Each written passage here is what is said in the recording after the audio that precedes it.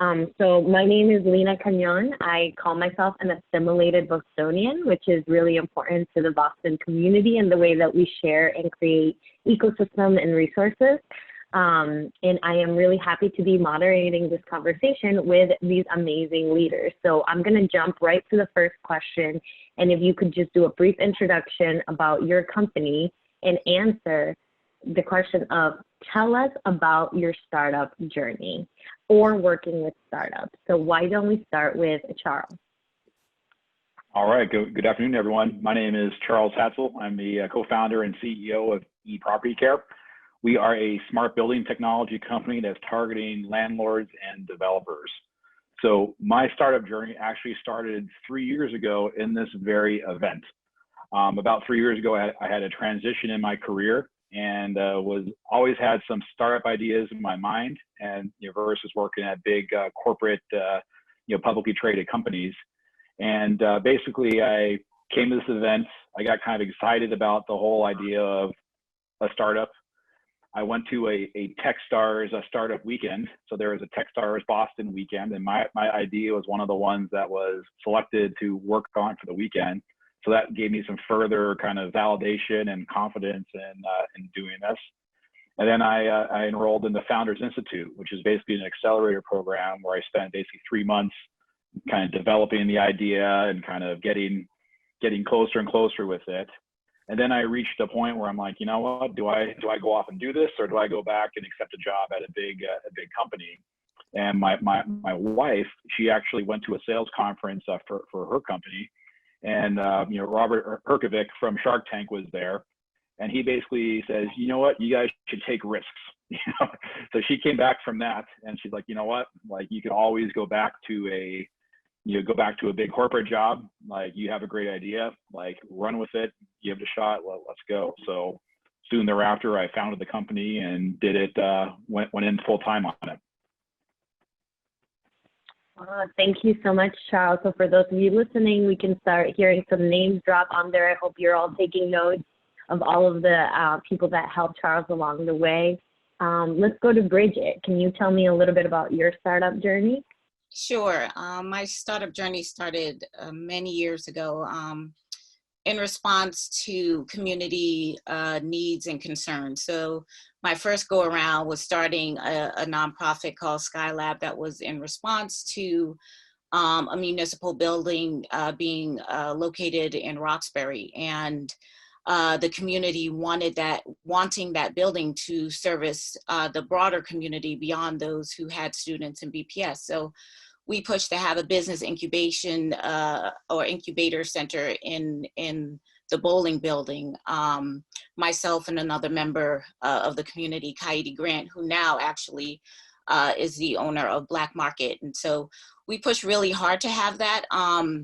The city eventually settled on Roxbury Innovation Center, and Skylab was doing some public facing work in the community as well to get businesses the resources and the tools and the skills the tools that they would need so that they could remain in the community and thrive and build in the community.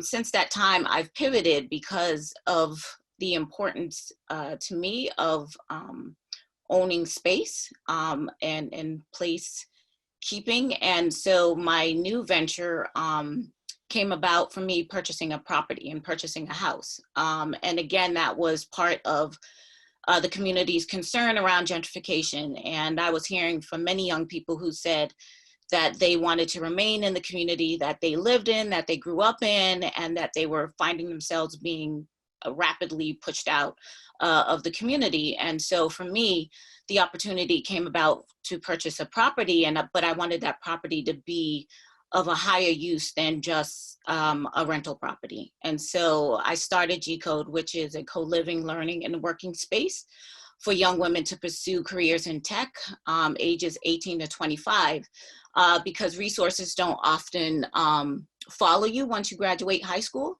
And so we wanted to ensure that young women of color, primarily Black, Indigenous young women, had the space that they need so that they could dream, they could think, and they could pursue a career in tech.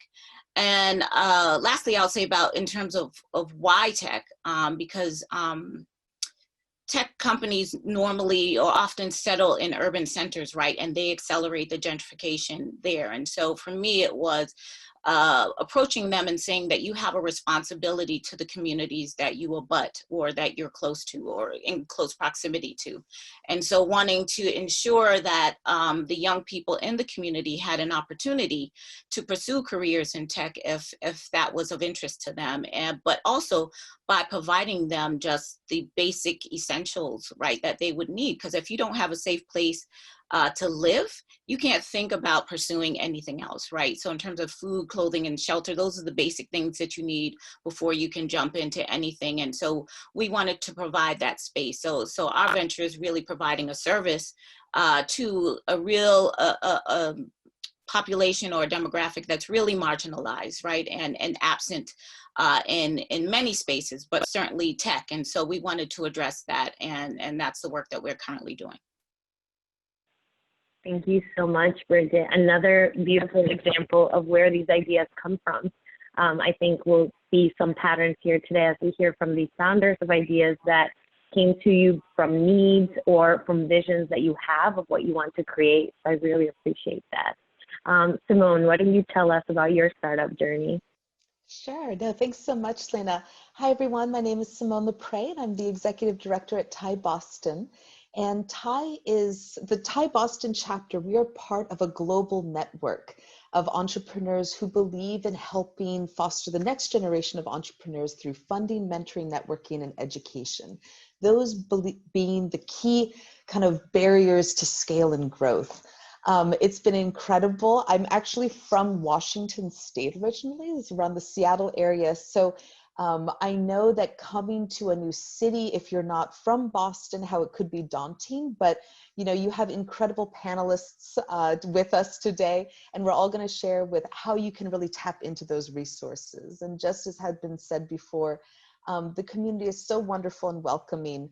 And so in that, you know, my journey kind of started when I was in the Peace Corps. I served in Ukraine from, let's see, 2006 to 2010.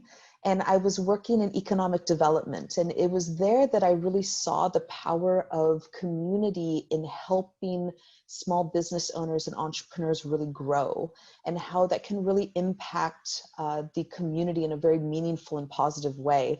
So coming back to the States and wanting to really kind of dig more into that, I came to Boston for school.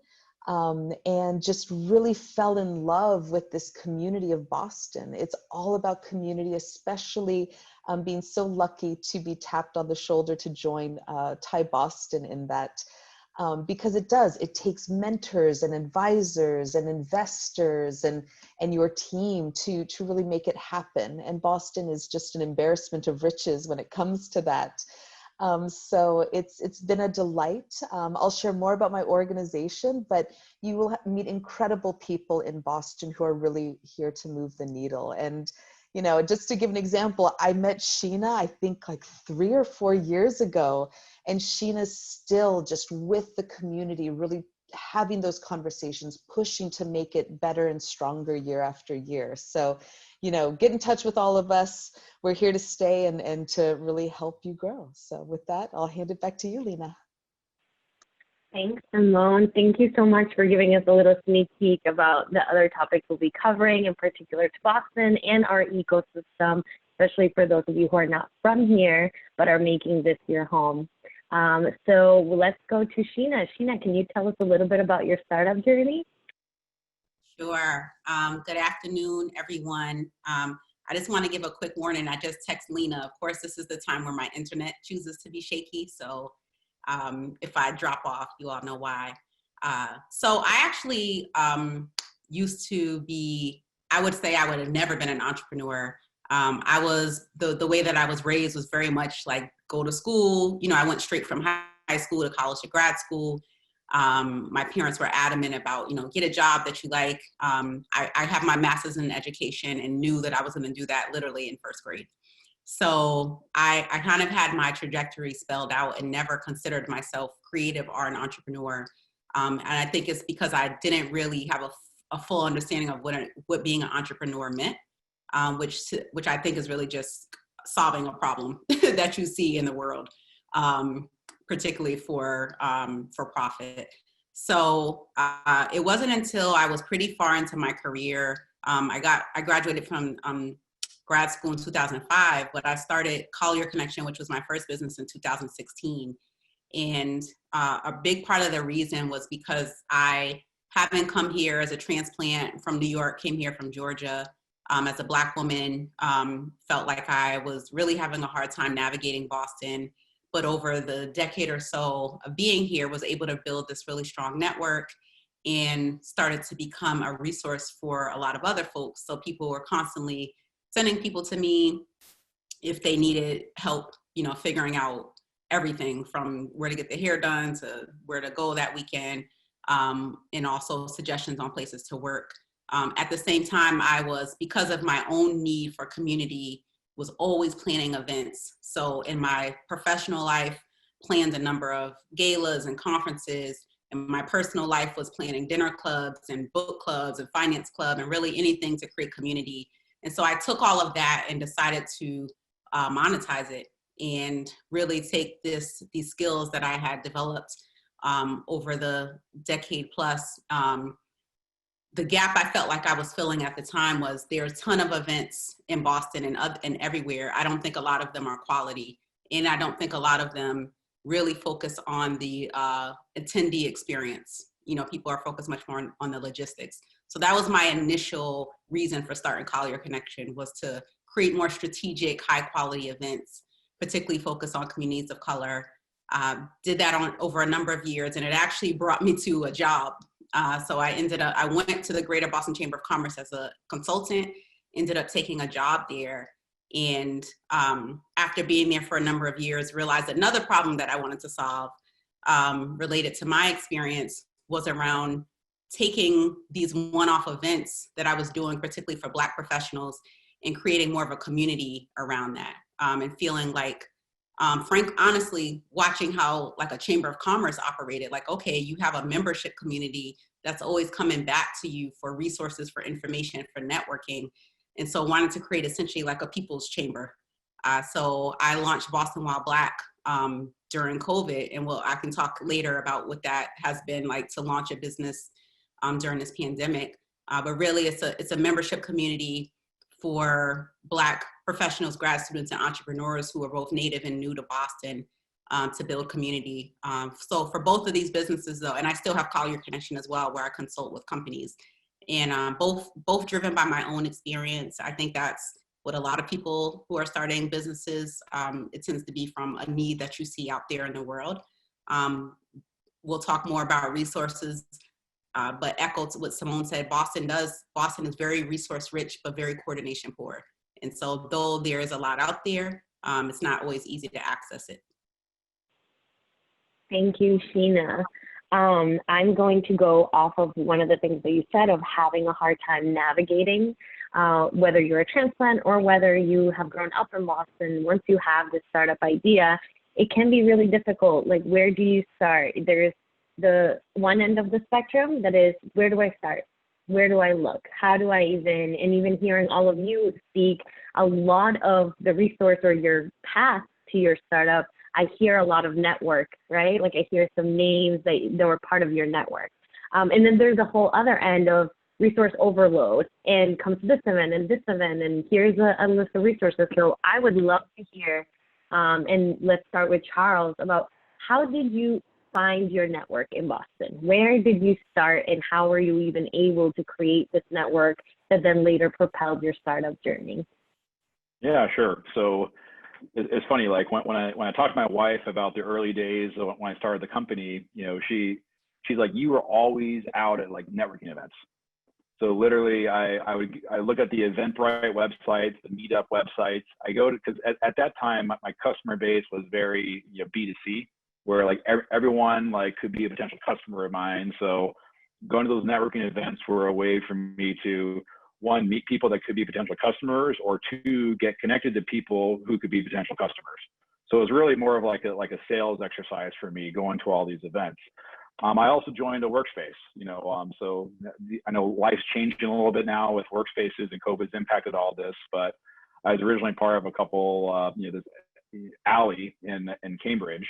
And that was a place where I also expanded my network, where I met fellow entrepreneurs, people who became customers of mine, people who I became customers of them.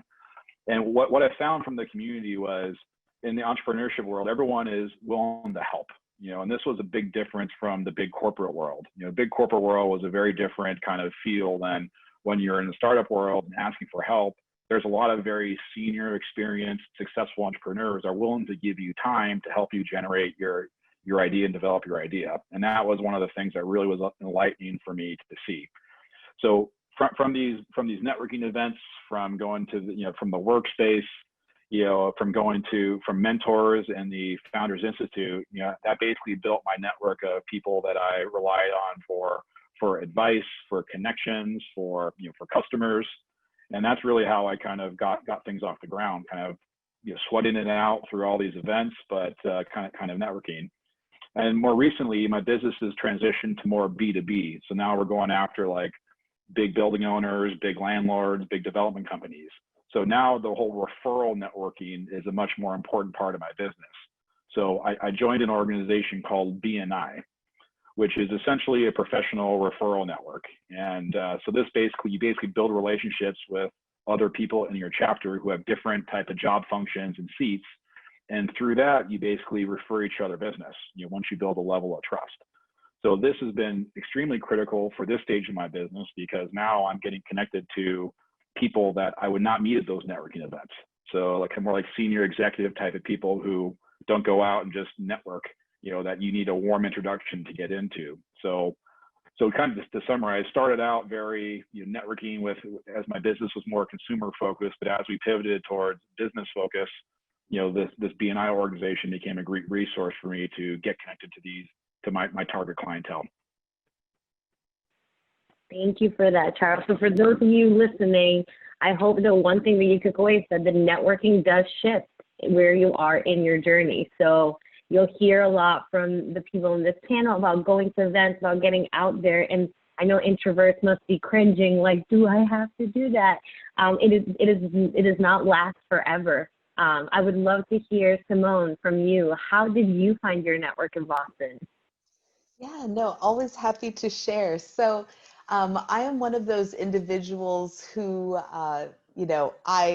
I'm an extrovert, but I definitely need my private time. And that could be because I'm an only child. So like being alone is a very wonderful, peaceful thing for me. So I think, just echoing what Charles has shared, it's really putting yourself out there. And I really commend founders who do that, because there's a very delicate balance of, choosing to network at events and what you're hoping to get out of it and your tactics to get there versus building the company. And, it's a balance that you'll definitely, as founders, have to decide what is the goal to go to that event. But it's also, too, in that vein, important to not go to every event with an agenda. One thing that I have found that Boston, it's this very large city with so much, there's so much cosmopolitan about it, but it also has like a small town mentality in the sense that they really want authentic relationships, and they love being referred. They love like, oh, so-and-so, therefore well, let's connect and chat. And it's not a bad thing. It's just something that you might have to navigate. So in that, what I did is I made sure that my LinkedIn looked legitimate, that I was a real person with real roots in the area. And then whenever I would meet somebody, I would add them to my LinkedIn profile, because one thing that does happen is if you're looking to connect with someone, the first thing they're going to do is maybe go to your LinkedIn just to see who you are and maybe who else you know. And because the Boston community does embrace LinkedIn as a tool, you will find that people will often like to see, okay, who does this person know? And maybe if they're applying to a program or like applying for investment, let me see if, what's the situation there. So that could be another great tip. Also looking at Meetup, Eventbrite, as has already been shared. You know, there's key events with the Chamber of Commerce, Mass Challenge, Techstars, Thai Boston, where you can just go and connect with somebody. But again, with COVID-19, it's harder to make those connections because we're all in a digital space. So don't be afraid to leverage your existing connections and see if they can make introductions for you, perhaps. So one thing that I really had to master was the self-contained forwardable email. And what that is you've basically written an email with your ask. What is it that you need? Maybe it's some advice. Maybe you're looking to connect with somebody, and you've written that email in a way that it has your ask, what you're looking for. Maybe it even has a one-pager or your pitch deck that is redacted from some sensitive confidential information, and you forwarded that to somebody in your network, asking them to forward it to somebody else in their network. So that makes the introduction very easy for that person, and you have your original ask, so it doesn't get diluted. And that could be a very fast way to build relationships and build those connections with your existing network. But again, too, another great way is when you do go to an event, whether it be virtual or in person one day, you can always ask the event organizers. You know, you can ask them, go up to them at the event and say, you know, I'm really looking for help with this. Is there anybody that you know that I should meet? Because we do want to make sure that you have a really great time and that you're making those meaningful connections. So don't be afraid to ask us, because you know, that's why we do it. We're passionate about connections and people, you know, meeting others. So don't be afraid to ask that at all. And I found that, you know, there's so many people, like, and I'll just give the accelerator space, for example. Like, as a founder, you should always feel that you can reach out to the heads of accelerators. So Kofi from E4All, Jen from Techstars, Marie from the Capital Network, Ben from LearnLaunch. Like, we love connecting with founders and helping them navigate the city. So yeah, always feel like you can reach out to them with a cold email and they'll get started. Thank you, Simone. I hope that for those of you that haven't found your network, have taken some suggestions out of this. I think both these speakers have brought up the points of virtual, and we will be talking about the virtual challenges. But I think the other reality is that even if you have mentors, or you go to events, or you're signing up for workspaces, or you're on LinkedIn, which, yes, Gen Zers, LinkedIn is a great connection maker. There's also challenges that come with having your startup. And so I'd love to hear from Bridget, what challenges did you encounter in creating your network, or even in just starting your own startup? Yeah, so there were, and still is, a list of challenges, and just being a woman, being a Black woman. And so that comes with it a whole host of challenges, right? Because even though we are fastest growing groups in terms of entrepreneurship, but Black women, there's still a lack of representation, right?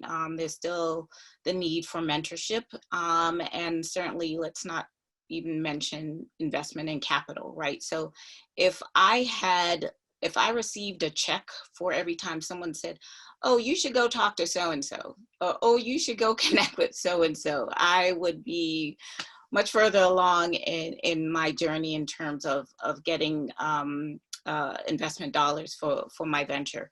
So it's been a real challenge, making the case that this service is needed, right? And the demographic that we're focusing on, and why, you know, it will in the long run benefit a certain sector of our population in terms of the tech economy, but after that, the broader community, by having more diverse experiences and voices and people that are at the table in terms of tech and invention and creation and involved in tech and its impact on our lives. As we saw that it was a 17-year-old Black girl who filmed George Floyd, right? And that sort of shook the world and the access of the world and changed things. And so what could what could be done if we put that tool in the hands of a 17-year-old Black woman? And so for me, it was constantly having to make that argument and say that it's important for you to not only pay lip service to having more women and more women of color in the tech space, but what are you doing about that beyond, D&I? Because oftentimes what they want to do is just say, hey, we have a D&I person and there's a representative here and we'll go through the regular recruitment process and all of that, but it's still not getting at the numbers that we need in order to have an impact on that field and in that space. So it was, again, I had to prove concept, right? So before people want to invest with you, you have to, as an entrepreneur and certainly as a woman of color, proof of concept, because people will be like, oh yeah, it's a great idea, but how do you know it works? What do you do? And then you thinking, well, we know what the statistics are. We know where the gaps are and where the issues are. And so we know that, there's a challenge there, and we are creating an additional pipeline into tech to meet those needs. So there was that. Then there's also other challenges in terms of lack of mentorship, right? And finding other groups and other networks that you can, and networks not only for people who are in this space or providing a service, but also network or mentors that look like you, right? And being able to connect to other people that are on a similar path and trying to start a venture, and just be able to come to the table and sort of unload and say, I'm dealing with this issue, right? And having a safe, nurturing space for you to offload many of the challenges and the burdens that you're carrying around. And at times it can feel isolating, because when you start a venture, and I think Sheena had mentioned this, like my family too, it's immigrant background. So we came here, it's like, get a job, stay in that job with good benefits, buy a house. You sort of were on a path. And then when you sort of deviate from that, they're like, what are you doing? So oftentimes you don't have a fallback like your family to say, hey, I'm taking a different path, and I think this is what I want to pursue. And so you can feel isolated, you can feel alone, you can feel like people are looking at you like you have 10 heads. Like, is she crazy? What are you doing with your time? I have a master's in urban planning. And so my family's like, what are you doing with this property? What are you doing with this house? You could be sitting on a beach somewhere, living quite well off of the property in there. And so I had to respond to all of that. So for me, having a space where I could go and share my concerns and share, here's what I'm struggling with in terms of trying to get a foothold in the tech space, also trying to raise capital, right? And really putting a package together that people will respond to, begs the need to have these circles and these networking groups and mentorship groups and circles that you can lean on and lean into and say, hey, this is what I'm struggling with, and get feedback and support that you need so that you can basically live to fight another day. Absolutely. Bridget, thank you so much. You have covered so many challenges in that one response. It resonates for sure, having to prove that your service is needed, having lack of mentorship or already restricted access to these resources that other people see as a cushion that others don't have, representation, absolutely, and the lack of mentorship. I really appreciate you sharing that, and a lot of it resonates. I'm wondering, Sheena, what were some of the challenges that you encountered when you were trying in your startup journey or in working with other startups? Yeah, so in my own journey, many of the things Bridget just mentioned, and what I would add to what she said was, because of particularly the lack of access sometimes to resources or capital, I still have to work while I'm also starting a business. And though now I'm a full-time entrepreneur, I still have to do a pretty significant amount of consulting to be able to live and and also be able to essentially bootstrap my other business. So, you know, that for me personally, I feel like has slowed down some of my ramp up time. And particularly in this time of COVID, I've really struggled going back and forth with wanting to not miss certain opportunities, particularly because of, you know, the country's focus for a period of time on the wellness of Black people, to like having to rest myself, you know, and being traumatized myself and not wanting to move so fast, but feeling like I have to because I don't want to miss opportunities, because I'm self-funding this right now. So I think that that's a huge challenge. The other thing I would say that's more personal, it's not necessarily about being in Boston, but I think it's a challenge to being an entrepreneur is, again, I have a master's in education. I think like many entrepreneurs, I started my business out of a need, gaps I identified, but I don't have a business background. So I also am learning along the way, what makes this a business? What are business decisions that I need to make? And, you know, thankfully there are tons of accelerators in Boston, and I've participated both in Accelerate Boston, which is not around anymore, and the Babson WinLab, which helped to give me more of a foundation.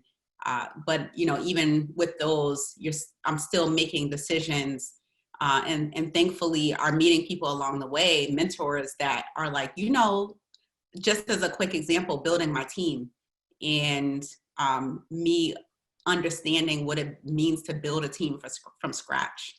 And how do you build a team when you don't have a lot of money and still get, you know, high quality folks, like things like that, that people have done this for years. And a lot of folks can just ask someone how to do it. And so, you know, that's something that I'm really learning more of, like how to take my ideas and not so much just focus on the creative side, but like what's the business side of this as well. And I feel like if you're a creative, that's a hard shift to make because I want to focus on the content. I want to focus on the engagement of people. But if I want it to be a business and not a nonprofit or not a fun thing for me to do, you know, there's business decisions I have to make as well. Absolutely. Thank you so much, Sheena. I love that you brought up that it's not only unique to Boston. And I think that for those of you listening who are not from Boston, like I'm sure you can relate to some of these challenges. I would like to use this opportunity, Shay, if we could pull up the poll to hear from people. So we have this poll of, on a scale from 1 to 5, how would you rank the ability to find startup resources in Boston? And while we do this, I think one of the things I wanted to point out is that Boston has come up both as a resource and as a challenge in and of itself. I think a lot of our cities are trying to do a lot of work in creating access to resources. But for Boston specifically, I would love to see, what are you all thinking? Are you all thinking that it's very easy? How are you finding the space as you navigate it, especially in this virtual world? And so we'll give you just about a minute, maybe less than a minute. All right, and then let's have this poll close out and see what our participants are thinking when it comes to finding resources in Boston in particular. What are our results?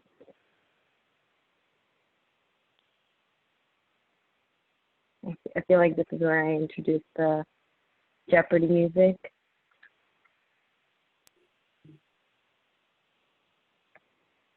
Are we seeing the results? Not yet. Not finalized yet. We have about 59% of people who have voted. If folks want to just go ahead and hop into that poll, it should launch automatically in your Zoom window. Thank you. And I'm now seeing the chat as well. Going to give about 10 more seconds. I'll end the poll and share the results out. And I think when we get these results, we'll jump into our last question. Oh, here we go.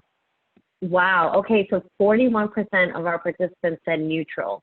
I would love to see on the chat from those who said neutral, what makes you feel meh about finding resources, if we think that COVID has impacted that at all. I see that the second percentage that is the highest is easy, which makes me feel really good about Boston, and it makes me think we're doing a couple of things right. And I would love to hear from our panelists. So seeing this, any initial reactions to this poll, and also taking in mind that we are living in a drastically different time than we would have a year ago. I would also love to hear from you about how does this poll make you feel? What are some reflections, and how has COVID and the current pandemic and the state that we're at shifted the way you're doing operations? Has that shifted the way that you are doing networking or that you are accessing resources?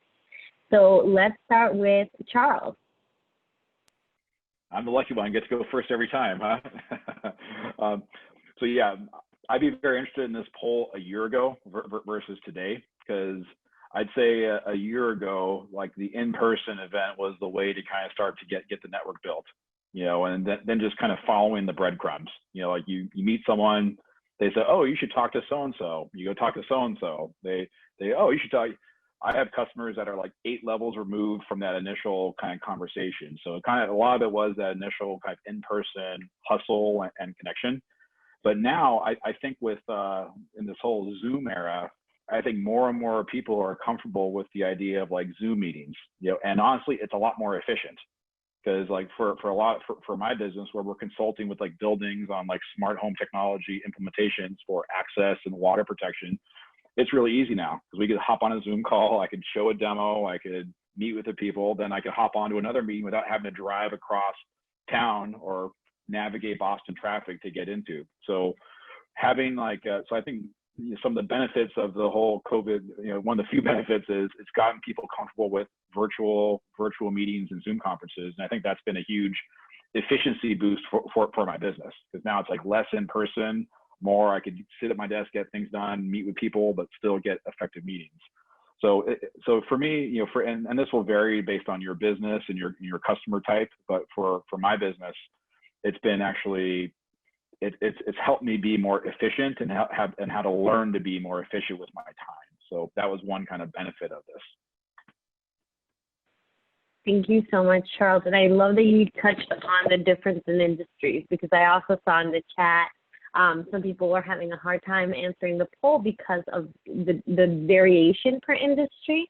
And I think that's correct. And I would love to hear from the rest of the panelists. So let's go to Bridget. Bridget, how does this poll make you feel, and how have you shifted your practices or your networking with the current state of affairs in the country? Yeah, so poll is interesting. I would like to know, learn a little bit more about that neutral space and that kind of gray space and what that all means there. As I mentioned earlier, sort of starting out for me was a bit challenging and difficult, and just trying to find the right circles to be a part of and participate in. And as an urban planner, now I'm in moving into the tech space, I had to go out into places that were very unfamiliar to me, right? To build a network and to be part of a network. And so that was very challenging, right? And on a number of different levels, because I had to go to meetups, tech meetups, and knew the founder of like Mass Challenge and Startup Institute and all of that. So I was all in all these spaces, but I wasn't talking the language, right? Because there's a language in these spaces, but not just that, but going into those spaces, oftentimes I was like one of a handful of Black people that were in those spaces. So that in and of itself was a bit jarring. And having to figure out how to navigate these spaces and build community within that. Because at some point, as you're looking to raise capital, people are looking to invest in you, right? So you have to build a relationship with them, right? So you have to be in their space, be where they're comfortable, and COVID had shifted that, right? So we're now online, and as Charles said, yeah, I agree that, you know, Zoom and trying to network or have meetings with folks is much more efficient, only because we just don't want to stay on a Zoom call for forever, right? So we sort of hit it and quit it. We get to the point and we make the ask, we make the pitch, and we're sort of trying to, you know, get to some outcome or some conclusion. But in terms of my work itself, our cohort and the young women that we service in the middle of COVID, we had to switch to online. And why that was challenging is because part of our business model is really building community, right, for these young women. So it's building community and community for a neighborhood that is being disruptive. And we are trying to counter that. And I call it disruptive stabilization, because we're trying to stabilize the disruption that was happening in our community. So now we had to take that and switch it and move it to online. So now building an online community of the young women that we were servicing initially was a bit challenging, but we were able to do that, right, by hosting different events or encouraging them to participate in different events, and creating that sense of community online. And after every sort of class, we would ask for feedback, and we would take a poll of how the class was or the session was. And we were pleasantly surprised to hear that the young women were saying, I feel connected to these young women that I'm in this cohort with. I appreciate the instructors. You are able to really continue that sense of community, given the pivot and the switch that we had to make to online. So we were thankful that we were able to do that, despite the challenges that COVID presented. And so, yeah, it's been challenging for us, but again, we were able to make it work. Thank you for that, Bridget. I completely agree. There have been so many, it's like a double-edged sword having to go virtual.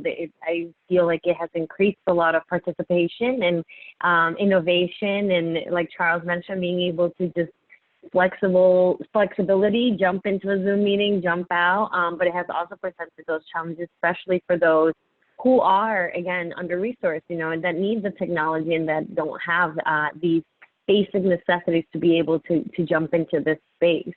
I would love to hear from Simone. What do you think about that poll, and how have you shifted your practices in the late half of 2020 as we enter it? Yeah, no, I'm definitely in agreement. The poll is so interesting. And for those that responded with very easy, like, don't be shy to add to the chat kind of what tips and resources that you found that would to be really helpful. You know, the poll, and I saw some of the questions on Slido and also kind of the discussion in the chat. It makes sense to me, because I think that, you know, when you're thinking about a company that's trying to scale, it's, you know, it falls into two key categories, which is operations and funding. And I do see, you know, in Boston, if your startup doesn't fit a certain mold or fit into a certain box, it can be very difficult to find that support. And especially, like, you know, Boston loves digital health and loves enterprise solutions. And so you're going to find a great home here if you have that. But if you're trying to do a brick and mortar or beauty and something that might not fit in those categories, you might not find, you know, the operation support, and you might not find the investors. You know, we have incredible early stage VC like Underscore, Pillar, you know, Romulus Capital, but if your company doesn't fit within their investment thesis, then that won't be helpful for you.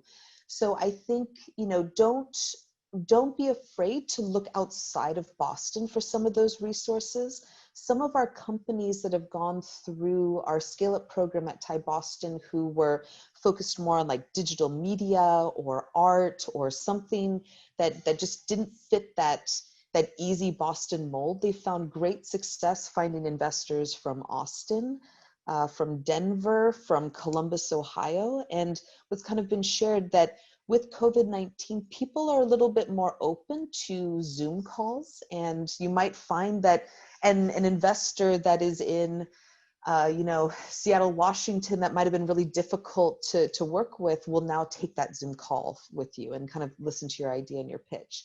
But to that point, I think that one thing that I do see encouraging in the space is that,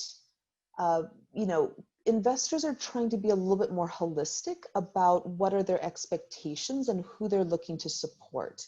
So for example, there's a VC out of Portland, Oregon, that is currently raising a fund, and they're making incredible traction, and they're making this fund explicit with the idea of, we're not looking for a 10x, exit. We are looking for great founders that have a great idea, who might not be conventional, but we can build and help them scale, and they're going to sell at a profit, and they're going to do a great job.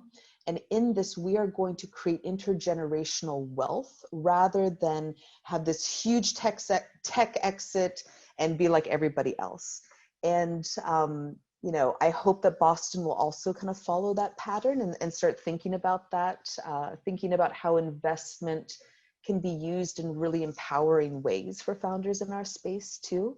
But again, I think it's, you're going to hear a lot of no's, and it's going to be really tough, and you'll definitely want to build that network to help you when times are down, so that you have someone to help you tell you to keep going. You have all of us on the panel, and you'll have a number of resources finishing with this webinar. But with COVID-19, like, we've all gone virtual, and I think people, we're becoming more comfortable with having those virtual interactions, building strong relationships. It's definitely a work in progress.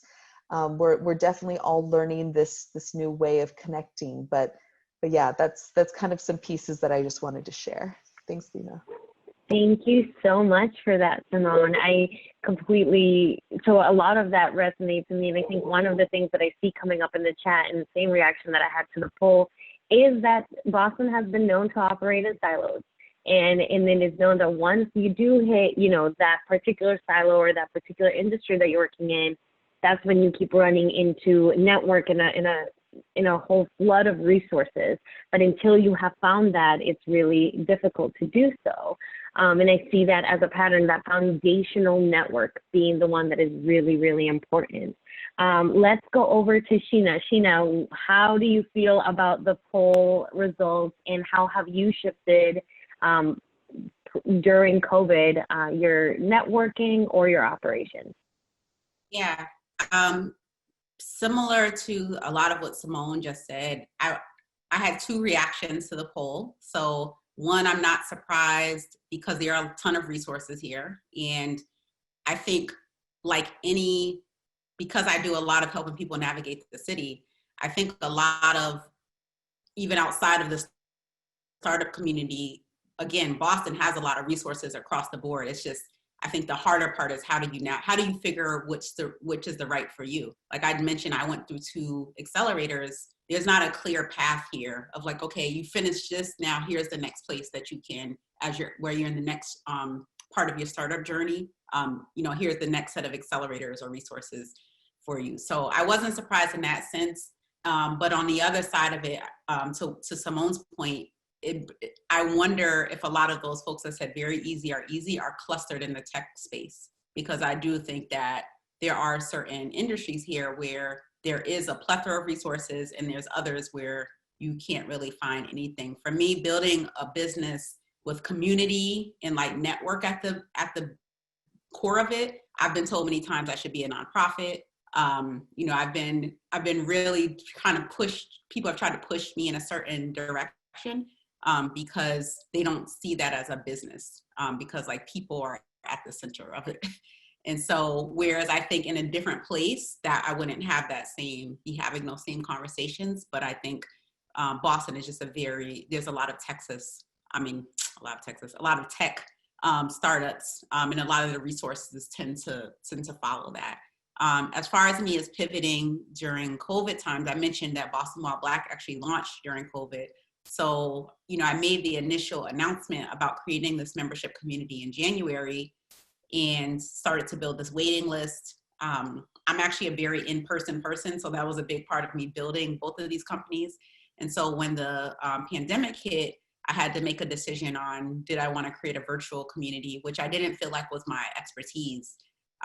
So I actually did some listening sessions with people that were on my waiting list, and over about 30 days. And essentially they were like, yes, we actually need this even more now, because now we're at home for the first time, or we're separated from our families if we're transplants. So it was really important to build it. And I chose a already made virtual community platform, Mighty Networks, to get started on, just so I didn't have to worry about the tech piece initially, and really could focus on the community building piece. And it's been amazing. We launched with 100 founding members on July 27th, and now have a wait list over 1,000. So there's definitely a lot of need and a lot of interest in it. But I still am finding myself, to Bridget's point earlier, having to make the case. I think some people get it inherently, what it is, but again, them seeing it as a business, I think it really differs. And I do think having this conversation in Boston about businesses that are not necessarily tech driven is a place where people are still learning more and still trying to get comfortable with. Thank you so much for that. I love Mighty Networks, but I also completely agree. I think that not just tech, but Boston itself has tried to be very entrepreneurial in the last 5 years, and because of that has gotten a big influx of people coming in to contribute to tech, to contribute to all these other industries. And in that we find ourselves with, again, the whole spectrum of where do I even start, to all the way to I get too many newsletters, I get too many resources, how do I deal with this? So we've got about 5 minutes left, and I'm not sure we're going to get to all of the questions that were asked. So I'm just going to say to all of the people that were asking questions, you've got a very welcoming panel here, so feel free to tweet at us after, text us, whatever information we provided. You can get in touch with us and ask us questions directly. And I will end this off with asking one question to each panel member. So if there was one resource that you could recommend to everyone listening today, what is that one resource? And I'm going to limit you to one because of time, but it could be an accelerator program, it could be a website, it could be whatever, it could be your own plug, it does not matter. Tell me, what is the one resource you would recommend to new startups here in Boston? And I'm not going to start with Charles this time. I'm going to go with Simone. Oh, it's so hard, just one. And I put some in the chat. I think one that I will throw out there is Underscore VC has fantastic resources. And I think that there's a lot of frameworks that Michael has put together that from his time at Harvard that I think are applicable to not just tech startups, but non-tech startups. So I would definitely check that out. Also, Underscore does a bunch of great events, get into the investment community, and that would be my recommendation. Awesome. Thank you, Simone. Sheena, what is one resource you would recommend? You're going to say me next. I'm not ready. I'm going to drop something in the chat because I want to think more about it. Because the first thing that actually came to my mind was more so what people could be doing. And, you asked the question earlier about networking, and I would just say for the introverts out there, aside from all the events, great events that these folks mentioned, I would say consistency. Like, it sounds basic, but I've been consistent over the years, so people actually trust and seek me out a lot. And I think that consistency and really raising your visibility as a founder in any way, if that's serving on panels, if that's writing LinkedIn articles, that is what has really proven to be fruitful for me, is for me to position myself as a thought leader in my space, and it's brought more resources to me. Amazing. That in itself is a resource. Thank you for that. Charles, bringing it to you, one resource. Yeah, I'd say for me, the Founders Institute was one of the most game changers for me, because I spent 15 years in tech, big companies, that helped me kind of ease into the whole entrepreneurship journey. And I know on the Slido there was someone that asked about details about the Founders Institute. So please, hit me up on LinkedIn. Happy to talk to you about it and give you my perspective. But that gave me kind of the confidence and the process to get launched and feel comfortable that I'm making a good decision launching a company. So that's my resource. Thank you. And Bridget, to close us off, what is your one resource? Yeah, I can't, again, like Sheena, it's hard to say one, and I would echo and concur with her that being consistent and people trust you and they know you in particular spaces, and they will call on you or connect you to other resources. But for me, it was actually outside of Boston, which unfortunately we didn't get to talk about today. And sometimes you get, as they say, a prophet has no honor sometimes where they're from. But for me, it was a conference, Black Women Talk Tech. Right. And that conference sort of galvanized my venture, because I was able to network with other women that look like me, and they plugged me into different resources. And then from there, we got investments. And so it was sort of one domino after another that resulted from attending a conference. So I would say generally going to conferences, and now conferences are now online, right? And as you can go in the breakout room and make those connections that can potentially, give you the support, i.e. mentorship, or just connections or resources that you need so that you're able to successfully launch your venture. Thank you so much for bringing us home with that, Bridget. Again, I want to, first of all, thank all of you so much for giving us your wealth of resources and network.